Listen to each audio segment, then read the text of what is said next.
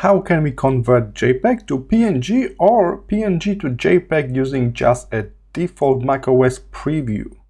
So here it is, the image. I double tap on it and it's open in the macOS preview. Now I click File at the top left and you will see the option to export. Click on that and you'll have a chance to give it a new name, location, and then the format. So take a look, there are several different formats we can use, like PNG, PDF, JPEG. So right now I got a JPEG, I will turn it into PNG.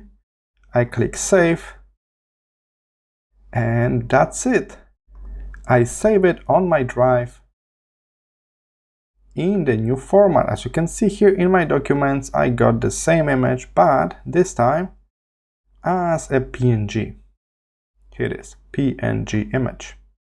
Keep in mind, the PNG may be a bit larger than JPEG.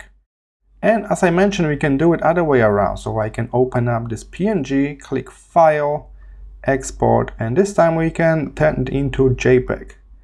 And with JPEGs, we got also this slider. So right now this image is like 60 megabytes. I can make it a bit smaller, like 8 megabytes, by reducing the quality. But keep in mind, some of the areas of the image may be a bit blurry, all right? So we're kind of compressing the image to make it smaller.